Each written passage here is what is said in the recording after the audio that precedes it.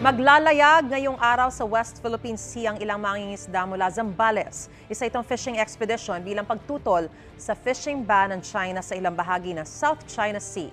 May unang balita si June Veneracion.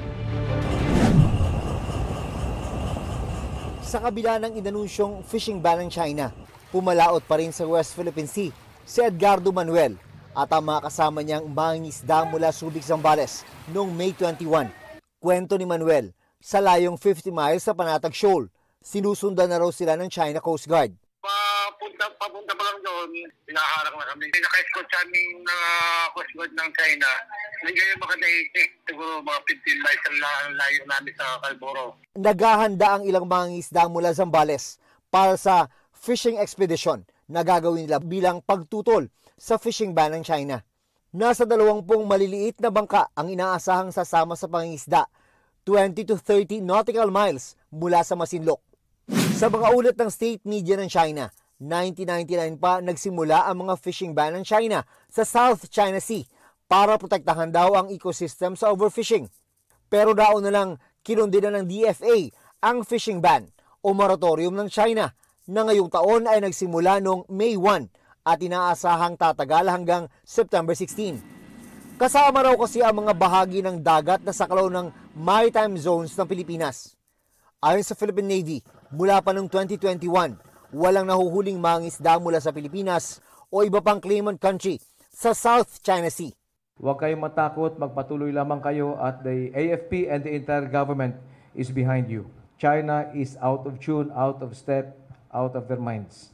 Bago pa man magdeklara ng fishing ban ang China, mas pinalakas na raw ng Armed Forces of the Philippines ang deployment ito ng mga naval assets sa West Philippine Sea para protektahan ang interes sa bansa at ng mga Pilipinong mangingisda. We don't recognize ang ganitong fishing ban binanggit ng China. There's no reason for us to prevent or to advise our Filipino fishermen not to be engaged in fishing in these areas. Dahil again, ang naturang ban lamang ng China ay illegal at wala silang tamang basihan. Sabi ni Pangulong Marcos, hindi na bago ang fishing ban ng China. It's just an extension again of their claim that this is all the maritime territory of China. So it is just it is nothing new, and this is something that we have actually agreed upon before.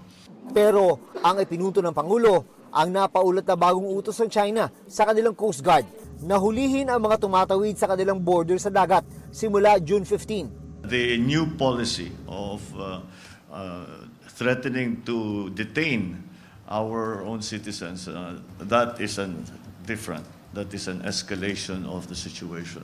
So yes, it is now very worrisome.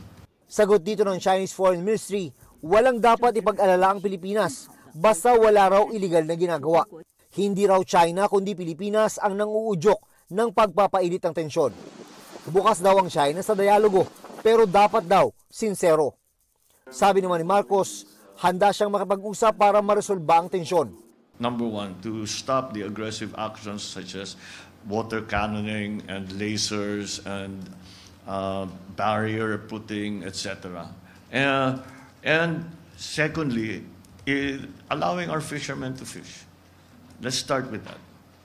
And if we can get to that, then we can move to the next step and to see if there is a way to resolve all these claims. Palalakasin din daw ng Philippine Coast Guard at Bureau of Fisheries and Aquatic Resources o BFAR ang pagbabantay sa West Philippine Sea lalo na sa Panatag Shoal. At kung pangangatawanan ng China ang nauna nitong banta na mang-aresto ng trespasser, pwede raw silang kasuhan ng illegal detention. Nanindigan naman ng isang grupo ng mangingisda sa Kalayaan, Palawan na tuloy ang kanilang pangingisda sa West Philippine Sea. Karapatan nating mangisda sa sarili nating pangisda ang mga Pilipino. Kung kaya't hindi kami natatakot sa alin mga banta ng China. Ito ang unang balita. June Veneracion para sa GMA Integrated News. Mga kapuso, para una ka sa mga balita, mag-subscribe sa GMA Integrated News sa YouTube. Sa mga kapuso abroad, subaybayan niyo po kami sa GMA Pinoy TV at sa www.gmanews.tv.